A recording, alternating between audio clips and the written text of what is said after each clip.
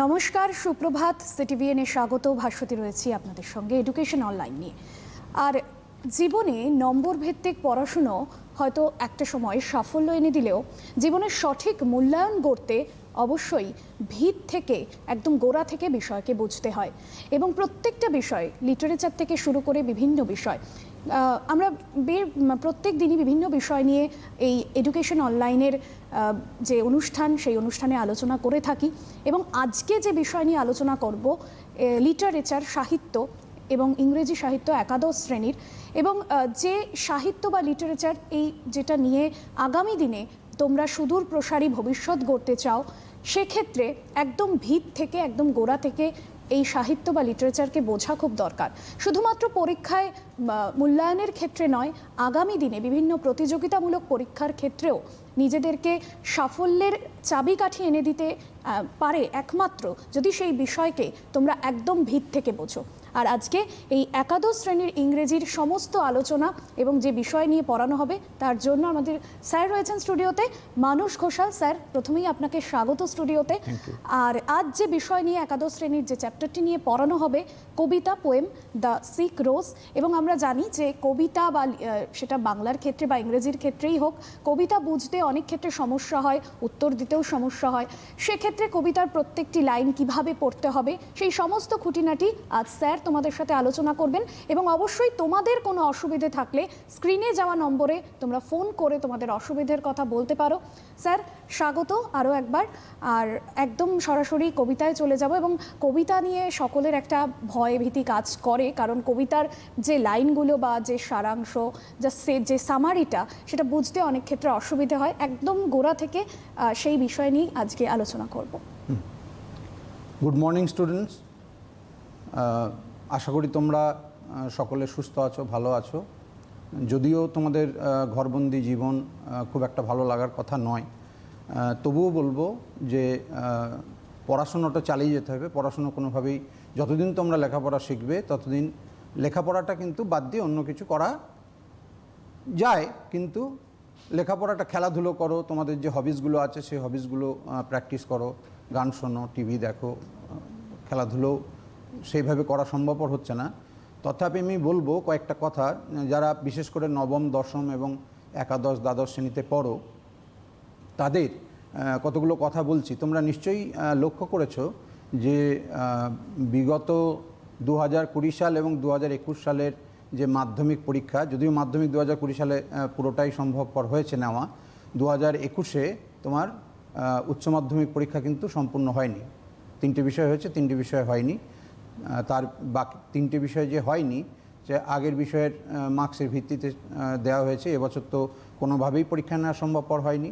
তবু আমি যেটা সাজেশন তোমাদের দেব, সেটা হলো নবম শ্রেণী, দশম শ্রেণী, একাদশ এবং দ্বাদশ, এই 4টে ক্লাসের আগামী যে পরীক্ষাগুলো আসবে, সে যে পরীক্ষাই হোক না কেন, হাফ ইয়ারলি হোক বা অ্যানুয়াল হোক, স্কুল পরিচালনা করবে যে পরীক্ষাগুলো, ওই পরীক্ষাগুলো কিন্তু তোমরা হালকাভাবে নিও না।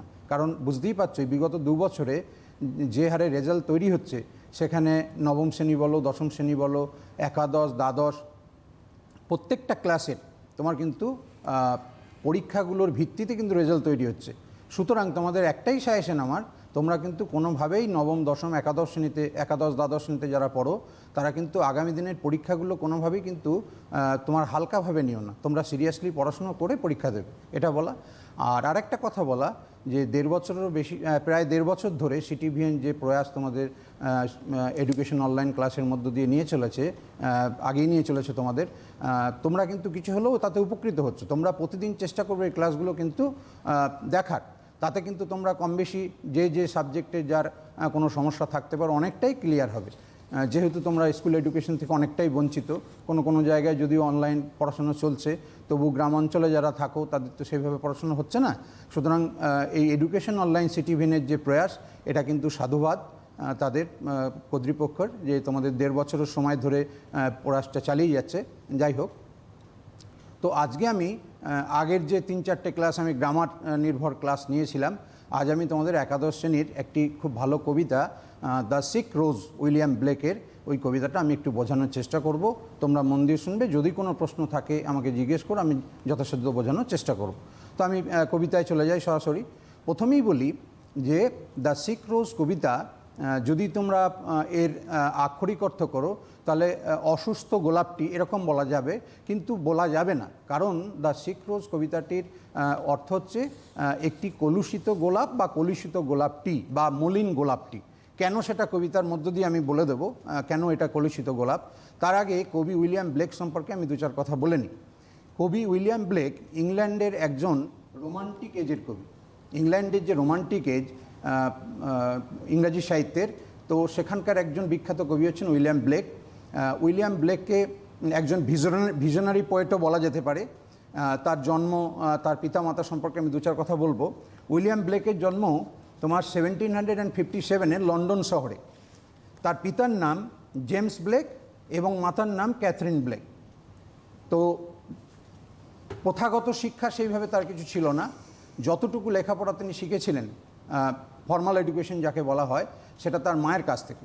যখন তার 10 বছর বয়স হয়, অর্থাৎ যখন তার বয়স 1757, তখন তাকে তোমার লন্ডনের হেনরি পার্সের একটা তোমার আর্ট স্কুলে তাকে ভর্তি করে দেওয়া হয় 10 বছর বয়সে।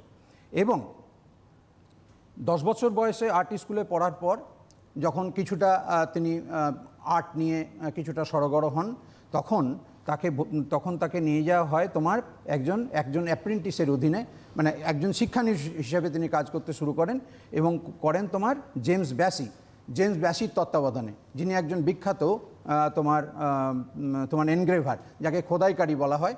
এবং তিনি ওই কাজটা করেছিলেন 1772 থেকে তোমার 1779, 1772 থেকে 1779 খ্রিস্টাব্দ পর্যন্ত তোমার জেমস ব্যাসির তত্ত্বাবধানে তিনি অ্যাপ্রেন্টিস অর্থাৎ শিক্ষানবিশির কাজ করেন। একজন তোমার শিক্ষানবিশ তো বোঝো, মানে হাতে কলমে কাজ শেখা যেটাকে বলা হয়। তারপর 1779 খ্রিস্টাব্দে তিনি লন্ডনের রয়্যাল একাডেমিতে ভর্তি হন। 1779 রয়্যাল একাডেমিতে ভর্তি হন। তারপরে তোমার 1779 খ্রিস্টাব্দেই তিনি তোমার বিখ্যাত প্রকাশনা সংস্থা যে জনসন লন্ডনের, ওখানে তিনি একজন এনগ্রেভারের অর্থাৎ খোদাইকারীর তোমার পদ পান। পরে 1782 খ্রিস্টাব্দে তিনি বিবাহ করেন তোমার ক্যাথরিন বাউচারকে। 1782 তিনি ক্যাথরিন বাউচারকে বিবাহ করেন এবং তোমার তার মৃত্যু হচ্ছে 1827 অগস্ট 12, অর্থাৎ 12ই আগস্ট 1827 খ্রিস্টাব্দে তিনি পরলোক গমন করেন।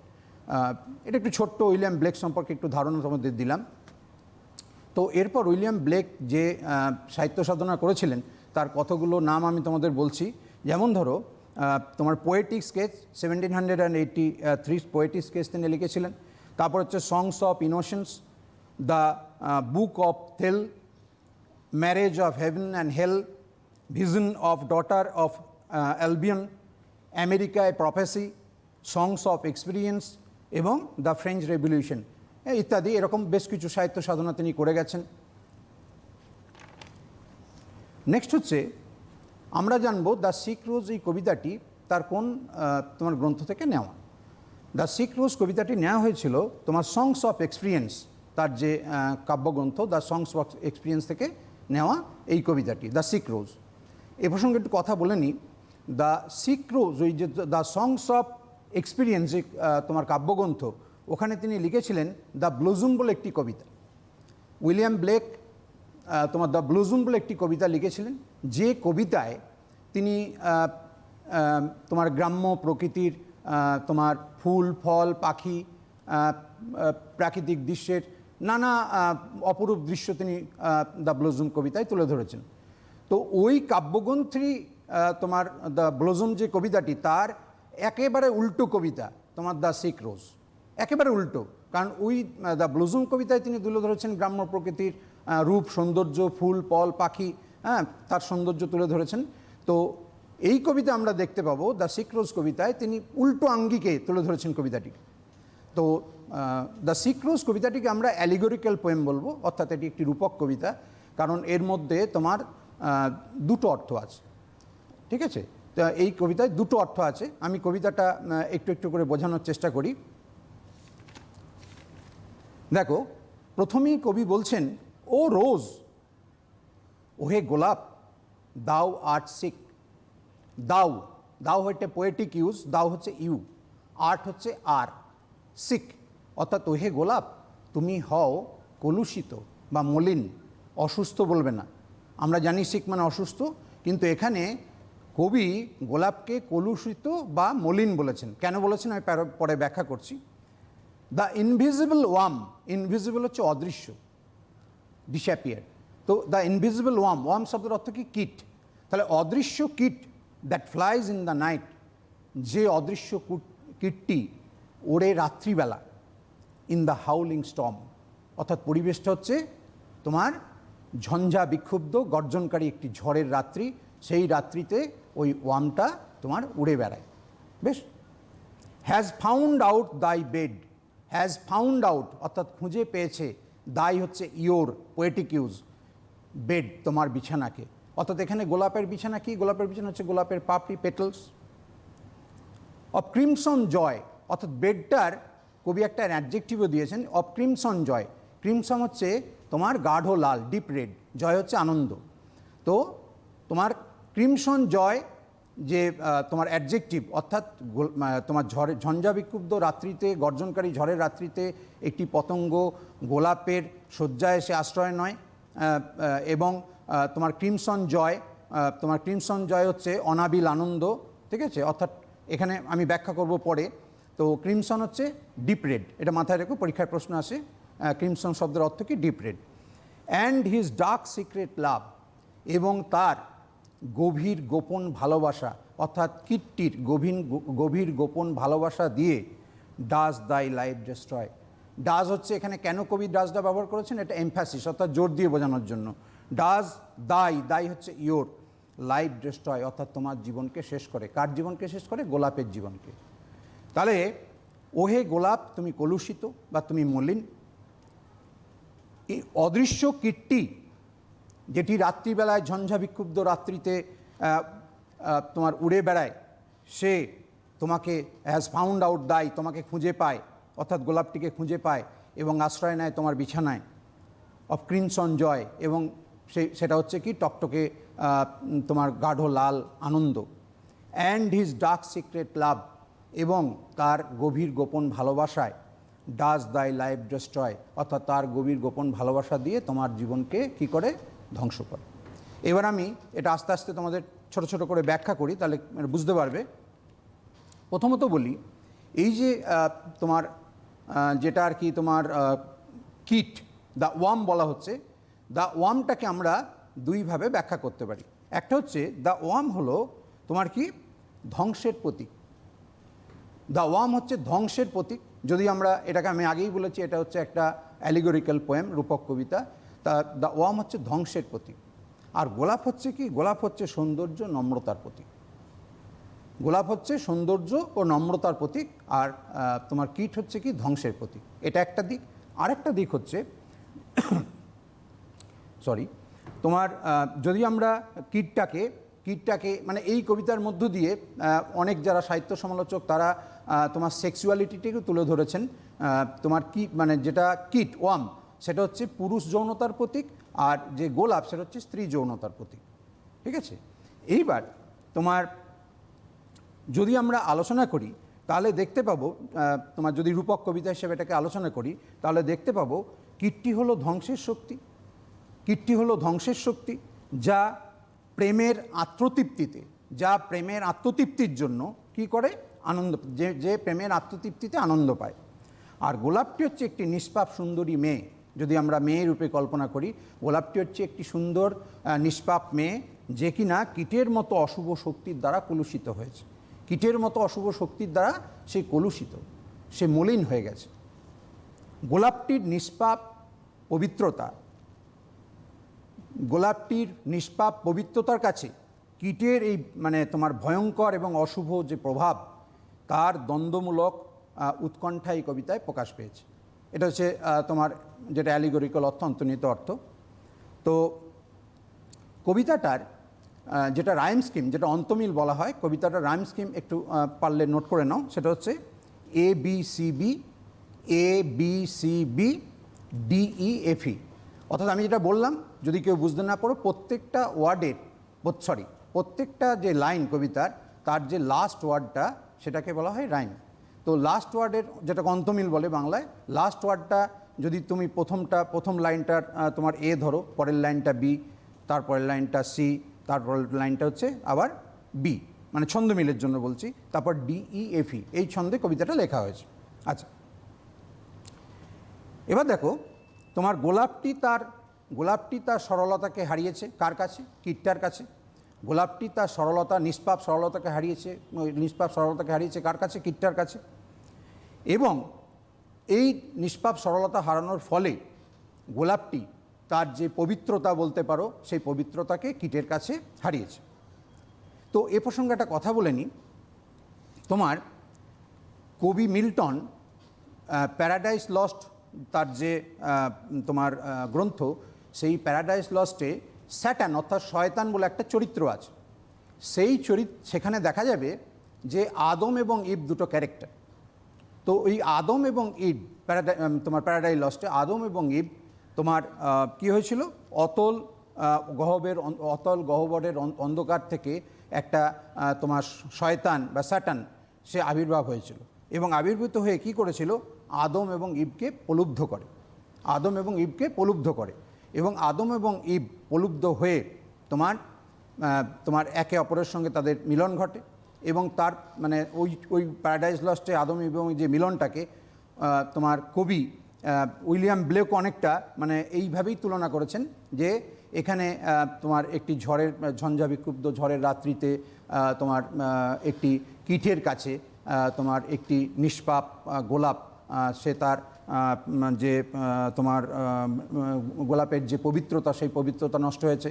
তাহলে এখানে তুলনা চলে আসতে পারে মিল্টনের যে প্যারাডাইস লস্ট, সেই প্যারাডাইস লস্টের তোমার আদম এবং ইভ যে তোমার একটি তোমার অতল গহ্বরের অন্ধকার থেকে আগত একটি স্যাটান বা শয়তানের মানে আকর্ষণে যেমন প্রলুব্ধ হয়ে নিজেদের তোমার মিলন ঘটিয়েছিল, ঠিক সেইভাবে এখানে তোমার কীটের হাতে তোমার গোলাপটি তার পবিত্রতাকে হারায়।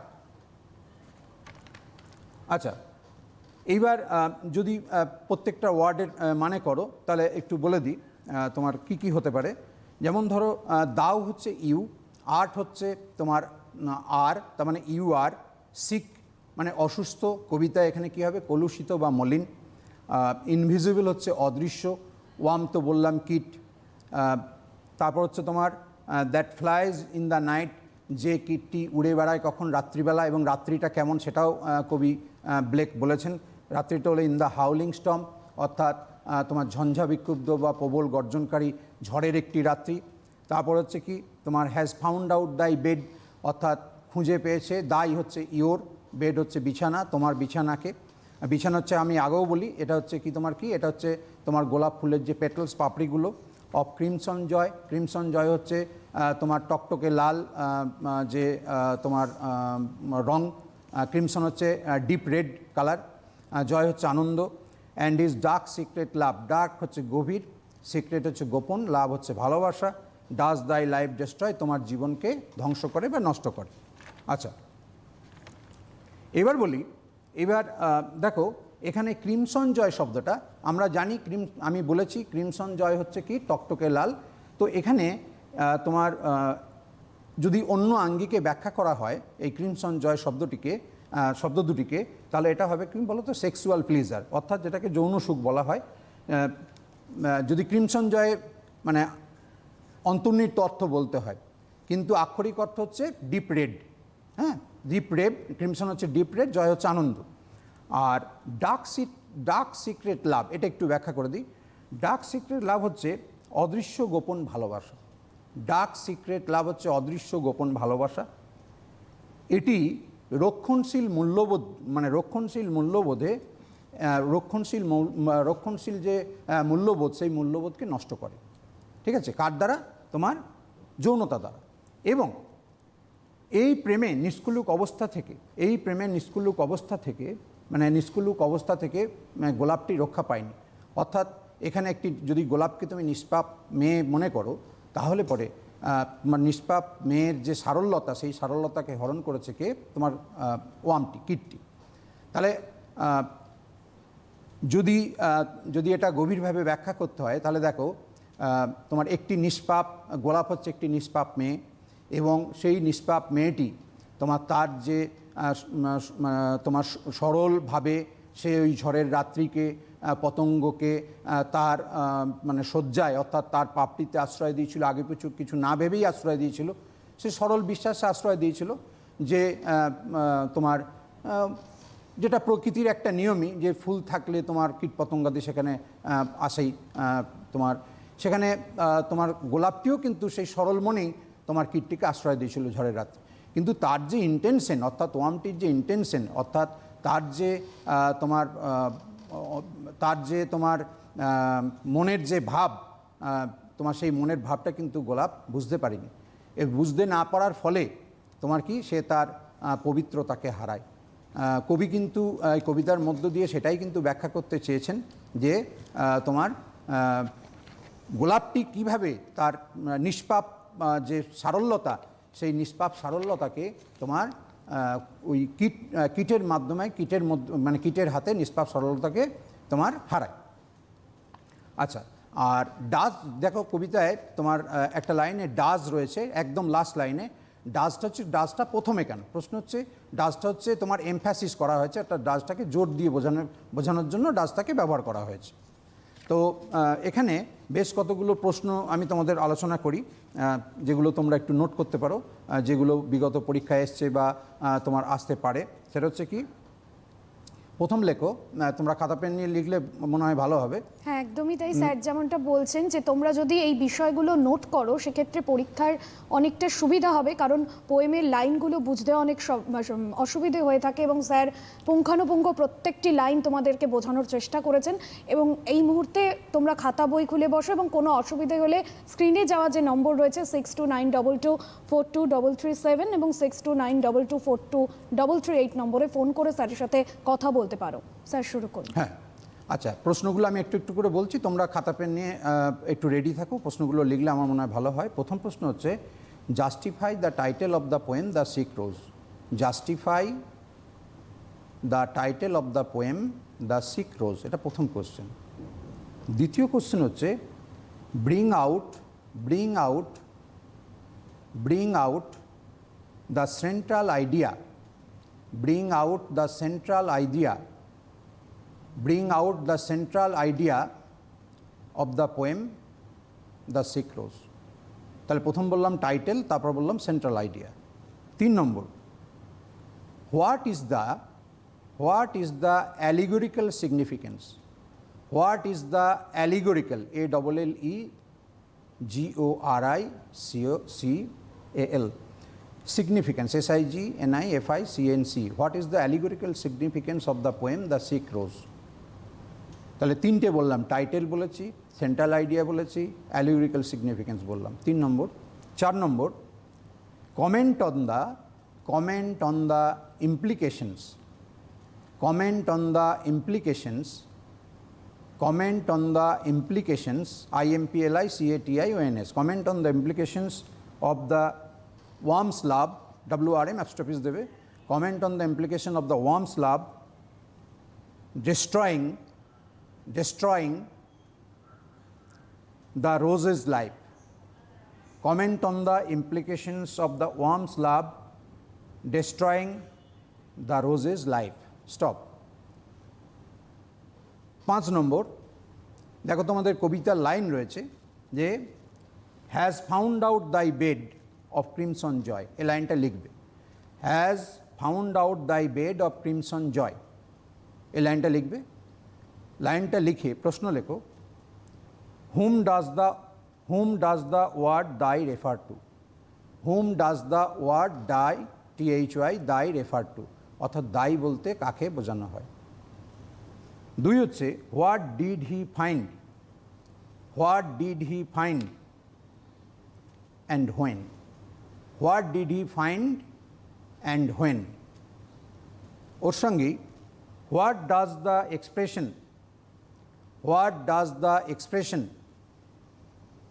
Crimson joy, what does the expression crimson joy suggest. What does the expression crimson joy suggest. Interrogation দেবে, জিজ্ঞাসা চিহ্ন দেবে।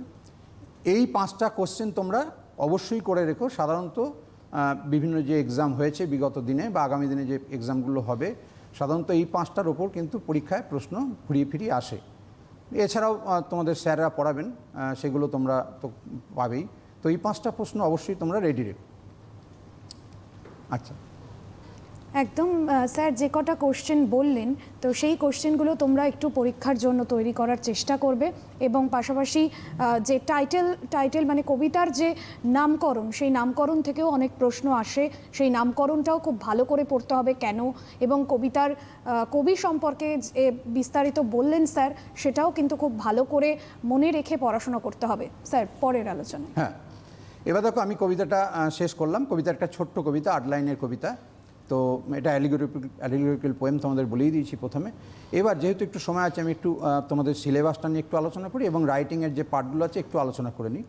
প্রথমত তোমাদের যে সিলেবাস রয়েছে, যারা সদ্য আর কি 10ম শ্রেণী থেকে একাদশ শ্রেণীতে উঠেছো, অনেকে পড়াশোনা শুরু করে দিয়েছো, অনেকে হয়তো শুরু করেছো বা শুরু করবে এরকম, যাই হোক। তো সেখানে তোমাদের 100 নম্বরের মধ্যে মাধ্যমিকের থেকে একটু ডিফারেন্স আছে। 100 নম্বরের মধ্যে 80 মার্কস মতন রাইটিং, যেখানে তোমার 3 ঘন্টা 15 মিনিট সময় দেওয়া হবে, 15 মিনিট প্রশ্ন পড়ার জন্য, 3 ঘন্টা উত্তর লেখার জন্য, যখন তোমরা হাফ ইয়ারলি বা অ্যানুয়াল পরীক্ষা দেবে। আর এই যে 80 নম্বর মার্কস ডিস্ট্রিবিউশন আমি একটু বলে দিই ছোট্ট করে। তোমার যে প্রোজ রয়েছে, 5টা প্রোজ রয়েছে, 5টা পোয়েমস রয়েছে।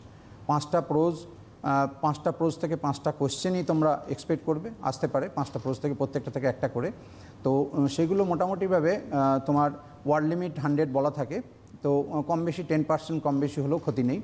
তো ওই প্রশ্নগুলোতে তোমার যে কোনো দুটো উত্তর লিখতে হবে। 5টা প্রশ্ন দেবে, 5টা গদ্য থেকে দুটো উত্তর লিখতে হবে। সেটা তোমাদের 5 দুগুণে 10 নম্বর থাকে। সঙ্গে তোমার এসএকিউ অর্থাৎ শর্ট অ্যান্সার টাইপ কোশ্চেন, মোটামুটি বিগত পরীক্ষাগুলোতে যা এসছে, 5টা থেকে প্রত্যেকটা থেকে গড়ে দুটো করে যদি আসে, ঠিক আছে, 10টা কোশ্চেন দেওয়া হবে। ওই 10টা কোশ্চেনের মধ্যে তোমাদের 5টা লিখতে হবে, যে কোনো পুরো বাক্যে লিখতে হবে, ওটা এসএকিউ।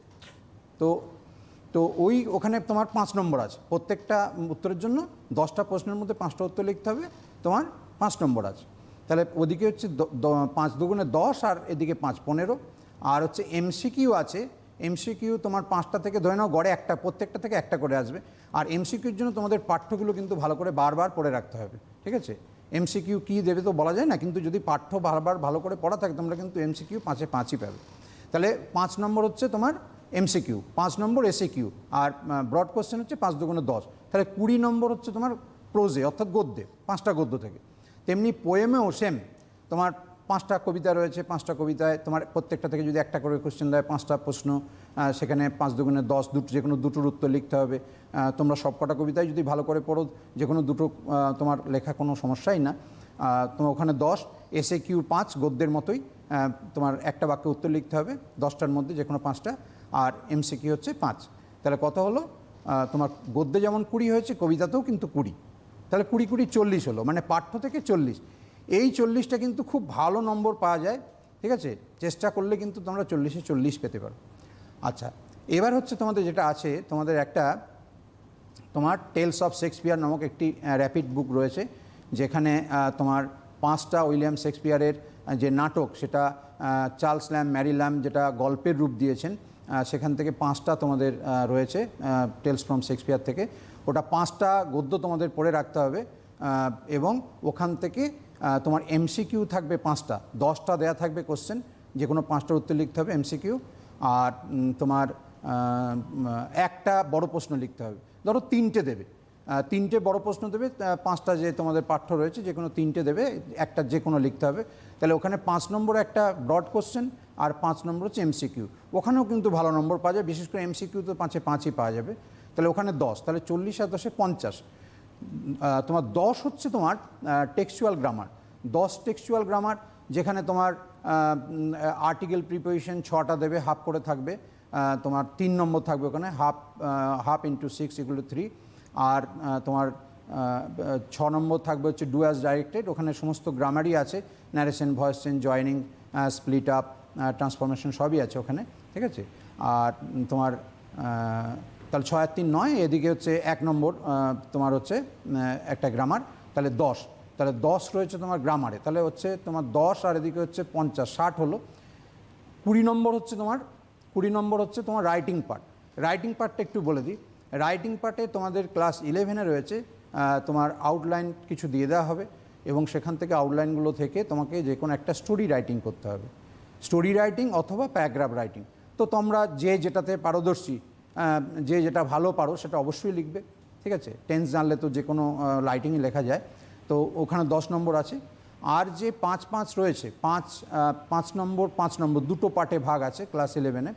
ওইটা তোমার একটু নতুন জিনিস, তোমাদের একটু বলে দিই। তোমার ক্লাস 11-এ 5 নম্বর যেটা রয়েছে সেটা হচ্ছে তোমার অ্যাডভার্টাইজমেন্ট রাইটিং। অ্যাডভার্টাইজমেন্ট রাইটিং বলতে তোমরা দেখবে ইংরাজি খবরের কাগজে বিভিন্ন বিজ্ঞাপন দেওয়া হয়। সেই বিজ্ঞাপনগুলো কিভাবে লিখতে হয়, সেই বিজ্ঞাপনগুলোর তোমার লেখার কৌশল তোমাদের শিখতে হবে। সেটা কোনো এক ক্লাস পেলে আমিও করাবো, বা যারা স্যার স্টুডিওতে আসছেন তারা করাবেন, বা তোমরা যেখানে যেখানে পড়ো সেখানেও পাবে, বা স্কুল খুললে স্কুলেও পাবে। তো খুব সহজ জিনিস।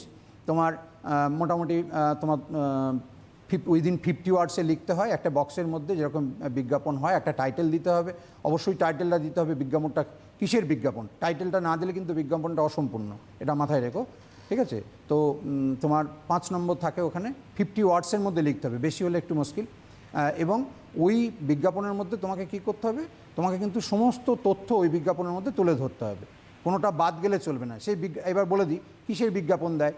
তোমার ধরো ল্যান্ড প্রপার্টি, তুমি ল্যান্ড প্রপার্টি পারচেজ করতে চাও, জমি সম্পত্তি পারচেজ করতে চাও, ফ্ল্যাট পারচেজ করতে চাও, তোমার জমি সম্পত্তি রয়েছে, ফ্ল্যাট রয়েছে, বিক্রি করতে চাও, তুমি একটা এডুকেশনাল ইনস্টিটিউশন খুলতে চাও, তার বিজ্ঞপ্তি দিতে পারো, তুমি একটি শপিং মল আছে, শপিং মলে ডিসকাউন্ট সেল চলছে, সেটা দিতে পারো। তোমার তুমি একজন এডুকেটেড পারসন, তোমার চাকরির দরকার, তুমি নিজেকে বিজ্ঞাপন দিয়ে তোমার চাকরির আবেদন করতে পারো, ঠিক আছে। তারপরে পেইং গেস্ট, তোমার এখন তো শহরে এটা চালু যে পেইং গেস্ট হিসাবে তোমার বাড়িতে পেইং গেস্ট হিসাবে কাউকে রাখতে পারো, বা কেউ পেইং গেস্ট কোনো বাড়িতে থাকতে চায়, ঠিক আছে। এই সম্পর্কিত তোমার অ্যাডভার্টাইজমেন্ট পরীক্ষায় আসে। আর যেটা আসে দ্বিতীয় হচ্ছে লিফলেট রাইটিং। তোমরা দেখবে লিফলেট শব্দটা খুবই পরিচিত, দেখবে বিভিন্ন এডুকেশন ইনস্টিটিউশন বা রেল স্টেশন বা বাস স্ট্যান্ড যেখানেই বলো, তোমার যাতায়াতের পথে দেখবে তোমাদের হাতে কিন্তু একটা করে কাগজ ধরিয়ে দেওয়া হয়, যেটাকে আমরা লিফলেট বলি, ঠিক আছে। ওই লিফলেট রাইটিংটা কীভাবে হয় ওটা খুব আকর্ষণীয় জিনিস। লিফলেট রাইটিংটা তোমাকে কিন্তু শিখতে হবে। তোমার পয়েন্টস করে লিখবে, তোমার কতগুলো ক্যাটাগরি ভাগ করবে, ঠিক আছে। তোমার লিফলেট রাইটিংয়েও কিন্তু 5টা নম্বর থাকে, এটাও কিন্তু প্র্যাকটিস করলে 5-এ ভালো মার্কস পাওয়া যায়, ঠিক আছে। তোমার তাহলে অ্যাডভার্টাইজমেন্ট রাইটিংয়ে হচ্ছে তোমার 5 থাকে, লিফলেট রাইটিংয়ে 5 থাকে, তাহলে 5-5 10। আর ওদিকে বলেছি স্টোরি রাইটিং আর প্যারাগ্রাফ রাইটিং, ওখানে 10, মানে 20টা নম্বর রাইটিং থাকে। তো তোমরা যারা তোমার ইংরাজিতে টেন্স জানো বা ইংরাজিতে ভালো নম্বর পেয়েছো তাদের কাছে কোনো ব্যাপারই না, কিন্তু যারা ইংরেজিতে একটু তোমরা দুর্বল তাদের জন্য আমি বলি, তো এই যে অ্যাডভার্টাইজমেন্ট বলো বা লিফলেট রাইটিং বলো, এগুলো প্র্যাকটিস করলে কিন্তু ভালো নম্বর পাওয়া যায়। এই নিয়ে তোমরা ভয়ের চিন্তা পেও না, প্র্যাকটিস করলেই পাবে। তোমাদের সময় এখনও যথেষ্ট আছে, সদ্য তোমরা 10ম শ্রেণী থেকে একাদশ শ্রেণীতে উঠেছো, ঠিক আছে। এগুলো প্র্যাকটিস করবে, যে বইগুলো আছে সেই বইগুলো ফলো করবে, দেখবে সেখানে অনেক এক্সাম্পল দেওয়া আছে। আস্তে আস্তে এগুলো তোমরা প্র্যাকটিস করলে পারবে। আর স্টোরি রাইটিং, প্যারাগ্রাফ রাইটিংয়ে তোমরা তো ওইগুলো তোমরা ক্লাস 7 থেকে শিখে আসছো কম বেশি, স্টোরি রাইটিং, প্যারাগ্রাফ রাইটিং। তো ওগুলোরই তোমার মানে 10ম শ্রেণী পর্যন্ত তোমরা যেটা করেছো সেটা হচ্ছে কি মোটামুটি ধরুন 100-120 শব্দের মধ্যে। এখানে তোমার অ্যাপ্রক্স হচ্ছে তোমার 150 এবং 200 ওয়ার্ডের মধ্যে করবে, 150 থেকে 200 শব্দের মধ্যে ক্লাস 11-12-এ লিখতে হবে রাইটিংগুলো, ঠিক আছে। 10ম থেকে যারা একদম একাদশ শ্রেণীতে উঠেছো সেক্ষেত্রে ইংরেজিটা যে সিলেবাস রয়েছে সেটা অনেকটা বৃহৎ পরিসরে এবং অনেকটা হয়তো কঠিন, কিন্তু জিনিসগুলো যদি বুঝে পড়ো, প্রত্যেকটা বিষয়, প্রত্যেকটা লিটারেচারের প্রত্যেকটা কবিতা নিয়ে যেমন স্যার বিস্তারিত বললেন, সেরকম গ্রামারের যে বিষয়গুলো রয়েছে, পাশাপাশি রাইটিংয়ের যে বিষয়গুলো রয়েছে, সেক্ষেত্রেও স্যার যেমনটা বললেন যে অ্যাডভার্টাইজিং রাইটিং, সেক্ষেত্রে যদি তোমরা ইংলিশ পেপারটা ফলো করো সেক্ষেত্রেও তোমরা অনেকটা উন্নতি করবে। আর আরেকটা বিষয় স্যার জিজ্ঞেস করব যে এই যে একাদশ, দ্বাদশ, নবম, দশম এই যে 4টে শ্রেণী, এই 4টে শ্রেণীর যে ইংলিশের ভিত কিন্তু আগামী দিনে কম্পিটিটিভ এক্সামের ক্ষেত্রে বা আগামী দিনে যারা ইংরেজি নিয়ে ভাবতে চায়, ইংরেজি নিয়ে পড়তে চায়, কারণ র্যাট রেস এই কম্পিটিশনের যুগে ইংলিশ কিন্তু বিভিন্ন আজকে ভীষণ গুরুত্বপূর্ণ হয়ে দাঁড়িয়েছে। সেক্ষেত্রে যাদের ভয় ভীতি রয়েছে সেক্ষেত্রে তারা কিভাবে প্রিপারেশন নেবে, বা যারা আগামী দিনে এই সাবজেক্টটা নিয়ে সুদূর প্রসারীভাবে ভাবতে চায় তারা কিভাবে প্রিপারেশন নেবে? বেশ খুব ভালো একটা পয়েন্ট এলো। যাই হোক, আমি বলি, আমার ছাত্রছাত্রী যারা আমার কাছে পড়ো, তারা তো তাদের তো আমি বলি, এখন যারা দূরদর্শনের সামনে আছো তাদের আমি বলি, শোনো, একটা জিনিস আমি অভাব বোধ করি স্টুডেন্টদের মধ্যে, যেটা আমি পঞ্চম শ্রেণী থেকে পড়াই, যেটা আমি বলি সেটা কি বলো তো, স্টক অফ ওয়ার্ডস। কিছুই না, সপ্তাহে একটা ইংলিশ নিউজ পেপার কিনবে, 4 টাকা দাম, সপ্তাহে একটা ইংলিশ নিউজ পেপার কিনবে। সেই একটা ইংলিশ নিউজ পেপারের যে কোনো একটা টপিক, ধরো একটা যে কোনো রিপোর্ট, সেই রিপোর্টটা নিয়ে বেশি না তোমার আধ ঘন্টা একটু চর্চা করো, এবং ওই ইংলিশ নিউজ পেপারটা পড়তে গিয়ে দেখবে তোমার কাছে তোমার অন্ততপক্ষে কারো কাছে 5টা, কারো কাছে 10টা, কারো কাছে 15টা এরকম অজানা শব্দ আসবে। ঠিক আছে, সেই অজানা শব্দগুলো তোমরা না পারলে কোনো একটা ডায়েরির মধ্যে সেটা লেখো, এবং সেটাকে তোমার, এখন তো তোমাদের হাতে মোবাইল তো রয়েছেই, তুমি গুগল সার্চ করো, মিনিং দেখে নিতে পারো, বা খুব ভালো হয় মোবাইল অ্যাডিক্টেড না হয়ে যদি ডিকশনারি ইউজ করে সেই ওয়ার্ডগুলো তুমি মানেটা জেনে নাও। অবশ্যই একটা জিনিস চেষ্টা করবে, সেই ওয়ার্ডটার তোমার নিয়ারেস্ট মিনিং কি ইংলিশে, ঠিক আছে, তাহলে ভোকাবুলারিটা তোমার স্ট্রং হবে। নিয়ারেস্ট মিনিংটা কি, এবং বেঙ্গলি মিনিং, যেহেতু আমরা বাঙালি তাহলে বেঙ্গলি মিনিংটা কি আর তার নিয়ারেস্ট মিনিংটা কি, অর্থাৎ সিনোনিমস যেটাকে বলা হয়, সেইটা জানার চেষ্টা করবে। ধরো আমি একটা ছোট্ট ক্যালকুলেশন করে দিই, ধরো প্রতিদিন তুমি 5টা নতুন শব্দ শিখলে, 5টা যদি নতুন শব্দ তুমি পেপার পড়তে পড়তে শেখো, সেই এমনি তো তোমাদের যে পাঠ্য, সেই পাঠ্য থেকে তোমরা তো অজানা শব্দ তোমাদের স্যাররা পড়ান বা ম্যাডামরা পড়ান, বা অনেকের সহায়ক গ্রন্থ আছে সেখান থেকে জানতে পারো। কিন্তু ধরো পেপার যখন পড়বে তখন কিন্তু বেশ কিছু এরকম অজানা শব্দ আসবে। তো প্রতিদিন যদি 5টা করে শব্দ শেখা যায়, এবং সেই শব্দের ভোকাবুলারি অর্থাৎ যদি শিখতে পারো, অর্থাৎ সিনোনিমস বা নিয়ারেস্ট মিনিং এবং তার বেঙ্গলি মিনিং, তাহলে প্রতিদিন যদি অভ্যাসটা রাখো, 30 মিনিট না হয় খরচই করলে, তাহলে পরে মাসে তোমাদের 150 শব্দ শেখা হবে। মাসে যদি 150 শব্দ শেখা হয়, তাহলে একটুখানি ক্যালকুলেশন করো 1 বছরে কত হয়। 1 বছরে তোমার শেখা হয় হচ্ছে তোমার 1800 শব্দ, প্রায় 2000, প্রায় 2000 শব্দ। এই 2000 শব্দ তুমি যদি 1 বছরে শিখতে পারো, একটুখানি ধরো ক্লাস 5 থেকে যদি অভ্যাসটা করো, আমি নিচু ক্লাস বাদই দিলাম, ক্লাস 5 থেকে যদি অভ্যাসটা করো, 5, 6, 7, 8 এই 4 বছরে তোমার স্টকে কিন্তু 9 করেও 7 থেকে 8,000 শব্দ তোমার স্টকে আসবে। তখন দেখবে নবম, দশম, একাদশ, দ্বাদশ এই 4টে শ্রেণী তোমার কাছে অনেকটা সহজ হয়ে যাবে। আর ওই শব্দগুলো মুখস্থ করতে হবে না, যখনই অবসর সময় পাবে, ধরো তুমি 25 দিনে 130টা শব্দ শিখেছো, তুমি 26 দিনে, ওই 26 দিন যখন তুমি ডায়েরিটা খুলবে, তুমি ওই 125টা ওয়ার্ড একবার চোখ বুলিয়ে নাও, ঠিক আছে? তাহলে কি হবে, প্রতিদিন এইভাবে রিপিট পড়তে পড়তে দেখবে ওই শব্দগুলো তোমার অনেক মেমোরাইজ হয়ে গেছে। এইভাবে কিন্তু যদি ভোকাবুলারি বাড়ানো যায় না, তাহলে দেখবে তোমার 3-4 বছরে ইংরাজির তোমার ভিতটা অনেকটা মজবুত হবে, তোমাদের নিজেরাই ইংরাজি লিখতে পারবে। দেখা যাবে গ্রামার জানা সত্ত্বেও, টেন্স জানা সত্ত্বেও তোমার স্টক অফ ওয়ার্ডের অভাবে তোমরা রাইটিং পারো না, রাইটিং মানে তোমার বিক্ষিপ্ত, মানে খাপছাড়া হয়ে যায়। সেক্ষেত্রে আমি এই পদ্ধতিটা বলবো, যে কোনো একটা নিউজ পেপার 1 সপ্তাহে একটা কিনবে, 4 টাকা দাম দিয়ে কিনে প্রতিদিন ওটাকে যদি আধা ঘন্টাও না পড়ো, 15 মিনিট 20 মিনিট ওটার জন্য খরচ করবে। তো অজানা শব্দগুলো লিখতে তোমার না হয় 5-10 মিনিট খরচ হলো, 5-10 মিনিট পড়লে, তাহলে দেখবে তোমার 3-4 বছরে 7-8 হাজার স্টক হয়ে যাবে, ওয়ার্ড স্টক। 7-8 হাজার স্টক, ওয়ার্ড স্টক হওয়া মানে ইংরাজি তখন কিন্তু অনেক ইজি হয়ে যাবে, যেটা আমার অভিমত। একদমই তাই স্যার, যেমনটা বলছিলেন যে ইংলিশ পেপার যদি তোমরা ফলো করো, বা যাদের হাতে একদম মোবাইল রয়েছে সেখানেও ই পেপার রয়েছে, সেখান থেকেও তোমরা ইংলিশ পেপার পড়ে নিতে পারো, সেক্ষেত্রে তোমাদের স্টক অফ ওয়ার্ডটাও যেরকম বাড়বে, সেরকম আগামী দিনে, অর্থাৎ যারা একাদশ শ্রেণীতে উত্তীর্ণ হয়ে উঠেছো এবং পরে সামনেই তোমাদের উচ্চ মাধ্যমিক রয়েছে, সেখানেও কিন্তু রাইটিংয়ের একটা বড় পার্ট থাকে। তো এই ওয়েতে যদি তোমরা রুটিন মাফিক পড়াশোনাটা চালিয়ে নিয়ে যাও, এবং এখন যেহেতু একটা লকডাউনে তোমরা বাড়িতে অনেকটা সময় পাচ্ছ, তো সেই পরিসরে সেই রুটিন করে যদি তোমরা পড়াশোনাটা এগিয়ে নিয়ে যাও, তাহলে হয়তো আগামী দিনে তোমাদের কাছে এই ইংরেজি সাবজেক্টটা খুব একটা ভয়ভীতি হবে না। কারণ আমরা জানি যে এই যে ইংরেজি নিয়ে কিন্তু আমরা যে স্ট্রিমেই যাই, ইংরেজি বা বাংলা, এই যে লিটারেচার দুটোরই কিন্তু সমানভাবে গুরুত্ব রয়েছে। আমরা ইঞ্জিনিয়ারিং বা সায়েন্স নিয়ে পড়ি, আগামী দিনে সব ক্ষেত্রেই কিন্তু ইংলিশ যে সাবজেক্ট, সেক্ষেত্রে কিন্তু ভীষণভাবে গুরুত্ব রয়েছে। স্যার, আরও একটা বিষয় জানতে চাইবো যে যারা একাদশ শ্রেণীতে উঠেছে, সামনে তাদের উচ্চ মাধ্যমিক রয়েছে, সেই প্রিপারেশনটাও তারা কিভাবে নেবে, সেটাও যদি একটু বলেন। আচ্ছা, দেখো, এখন তোমরা যেহেতু দশম শ্রেণী থেকে একাদশ শ্রেণীতে উঠেছো, প্রথমেই যেটা করবে তোমরা সেটা হচ্ছে প্রথমেই পাঠ্যটাকে পড়ে ফেলো। পাঠ্যটাকে যদি কোনো স্যারদের কাছে পড়ো বা ম্যাডামদের কাছে তোমরা পড়ো, পাঠ্যটাকে আগে পড়ো। কারণ দেখো পাঠ্যটা হচ্ছে তোমার, আমি আগেই বলেছি 5টা কবিতা এবং 5টা তোমার গদ্য, মানে প্রোজ এবং পোয়েম মিলে 10টা।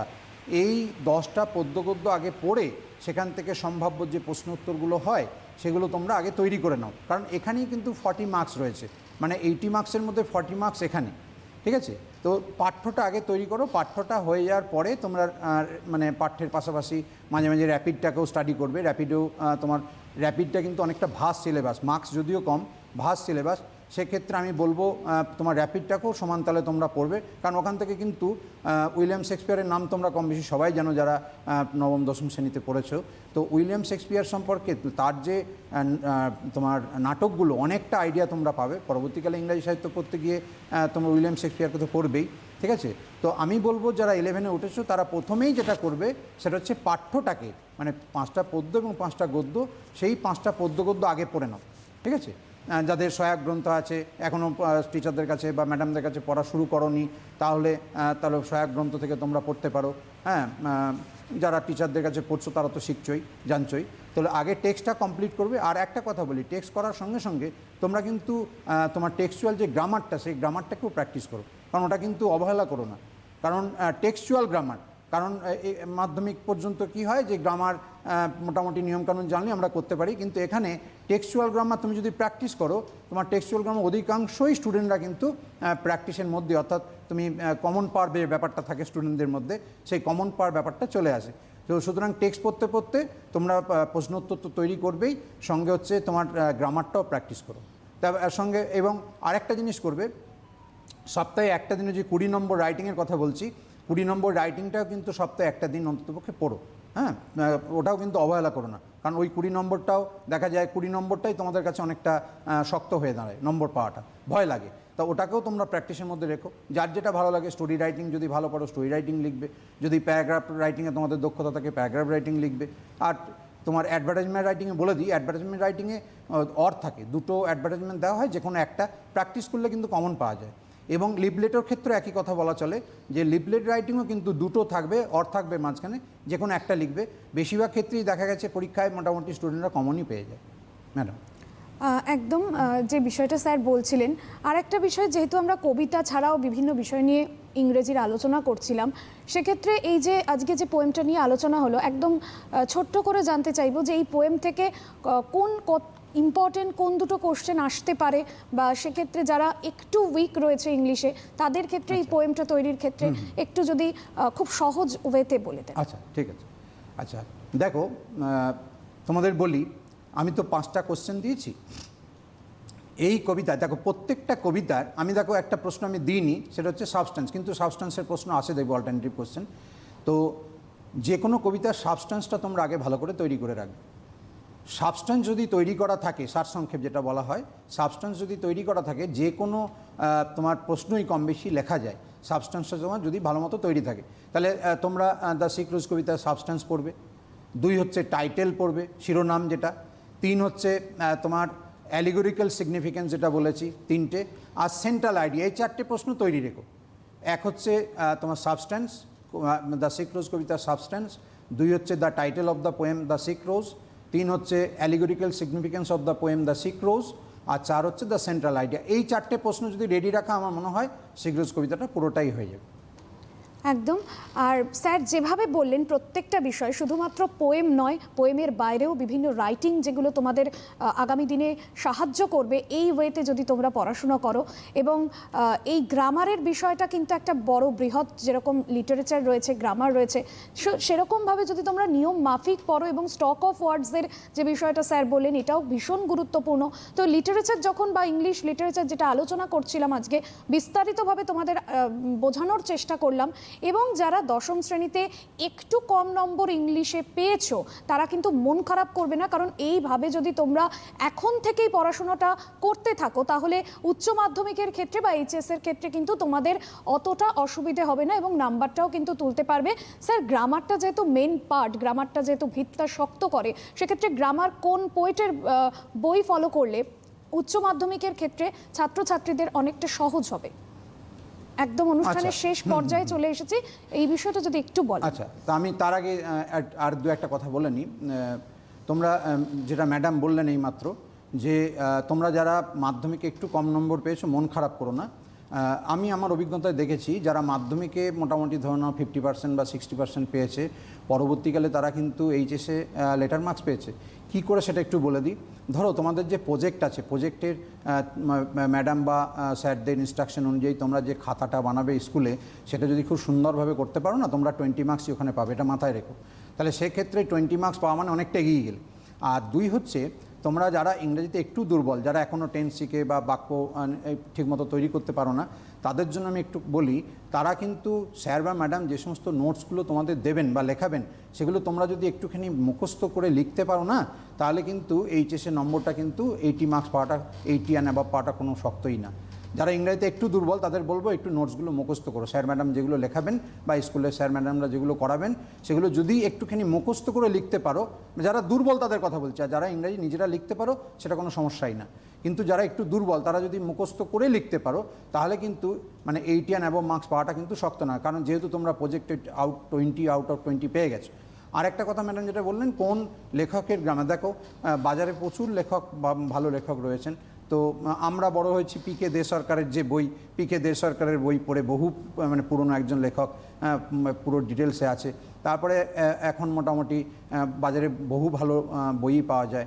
হ্যাঁ, তোমার সেই গ্রামার বইগুলো তোমরা যদি ফলো করলে পরে গ্রামার খুব একটা খারাপ হওয়ার কথা না। আর তোমাদের সর্বোপরি একটা কথা বলবো, গ্রামারের কম বেশি তোমরা যেগুলো যারা 9, 10, 11, 12-এ পড়ো, তাদের তো বেসিকগুলো তোমার জানাই, মানে নাউন কাকে, নাউন, পার্টস অফ স্পিচ পুরোটাই জানা, নাম্বার, জেন্ডার, পার্সেন্ট সবই জানা।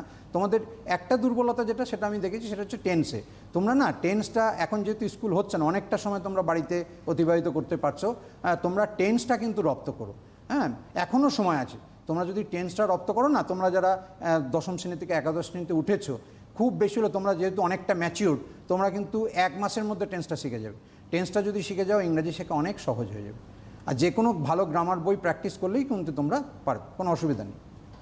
একদম টেন্সের যে বিষয়টা স্যার বললেন, টেন্স নিয়ে কিন্তু অনেকের মধ্যে ভয়ভীতি থাকে, তো সেই টেন্সটাকেও কিন্তু তোমরা খুব ভালো মতো প্রিপারেশন নেবে টেন্সের ক্ষেত্রে। আর পোয়েমের ক্ষেত্রেও যে বিষয়টা বললেন স্যার, যে পোয়েমের প্রত্যেকটা লাইন বোঝা, এবং যারা একটুখানি কম নম্বর পেয়েছো মন খারাপ করবে না। তোমাদের বাড়ির স্যার বা স্কুলে যারা নোটস দিচ্ছে, সেই নোটসগুলো তোমরা খুব ভালো করে বুঝে পড়ো এবং পরীক্ষার খাতায় লিখলে আশা করি তোমরা তোমাদের আশানুরূপ নম্বর পাবে। স্যার, পোয়েমের ক্ষেত্রে যে বিষয়টা বলছিলেন, যে পোয়েমের লাইনগুলো বুঝে পড়া কিন্তু খুব ভীষণভাবে দরকার। সেক্ষেত্রে ছাত্রছাত্রীদের যে পোয়েমের শব্দগুলো একটু অন্যরকম থাকে ইংলিশের ক্ষেত্রে, তো সেক্ষেত্রে পোয়েমের লাইনগুলো কিভাবে পড়লে খুব সুবিধে হবে? প্রত্যেকটা লাইনের মানে করে পড়াটা কি খুব দরকার? ঠিক ঠিক ঠিক দেখবে, তোমাদের যে পাঠ্য বইটা আছে, সেই পাঠ্য বইয়ের নিচে অনেক ওয়ার্ডের মিনিং কিন্তু করে দেওয়া আছে, সেটা তোমরা পড়বে আর প্রত্যেকটা ওয়ার্ডের মানে চেষ্টা করবে। আর এই যে আজকে যে কবিতাটা আমি পড়ালাম, দ্য সিক রোজ, এটা হচ্ছে অ্যালিগোরিক্যাল পোয়েম, ঠিক আছে? তো তোমাদের পাঠ্যের যে অ্যালিগোরিক্যাল পোয়েম রয়েছে, যে অ্যালিগোরিক্যাল পোয়েমগুলো রয়েছে, সেই অ্যালিগোরিক্যাল পোয়েমের একটা আক্ষরিক অর্থ, একটা অন্তর্নিহিত অর্থ আছে। তোমরা কিন্তু সেই আক্ষরিক অর্থ, অন্তর্নিহিত অর্থটা বুঝবে। যেমন আজকে আমি পড়াতে গিয়ে কি বললাম, যে ওয়াম হচ্ছে কি কিট, আর ওয়াম হচ্ছে কিট, আর তোমার রোজ হচ্ছে কি তোমার গোলাপ, কিন্তু এটা প্রতীক মাত্র, ঠিক আছে? তোমার মানে ওয়ামের তোমার একটা হচ্ছে একটা অর্থ আমি কি বলেছি, যেটা তোমার বিনষ্টকারী, যে বিনষ্ট করছে, ধ্বংসকারী, ঠিক আছে, ওয়ামটা। আর রোজটা কি, যে হচ্ছে পবিত্র নিষ্পলক একটি মেয়ে বা বালিকা। অনেক ধন্যবাদ স্যার। আজকে আমরা একদম অনুষ্ঠানের শেষ পর্যায়ে চলে এসেছি। স্যার যে বিষয়টা আলোচনা করলেন, সেই বিষয়টা সেইভাবে, সেই ওয়েতে পড়াশুনো করলে আগামী দিনে তোমাদের ভবিষ্যতের ক্ষেত্রে ইংলিশ কিন্তু অনেকটাই সহজপ্রদ হয়ে যাবে তোমাদের কাছে, এবং একদম ভয়ভীতি পাবে না। নিউ নর্মালে আমাদের জীবনের প্রত্যেকটা ক্ষেত্রে চ্যালেঞ্জ অনেকটাই বেড়েছে, এবং তোমাদের পাশে সবসময় রয়েছে সিটিভিএনের এই এডুকেশন অনলাইন প্রোগ্রাম, এবং পাশাপাশি স্যাররা আমাদের স্টুডিওতে না থাকলে হয়তো আগামী দিনে আমাদের এই প্রোগ্রাম এগিয়ে নিয়ে যাওয়া অনেকটাই চ্যালেঞ্জের হতো। তোমরা আছো, স্যাররা আছেন, এবং এভাবেই আমরা এই অনুষ্ঠান এগিয়ে নিয়ে যাব। আরও অন্যান্য বিশেষ পর্বের জন্য নজর রাখো সিটিভিএনের পর্দায়।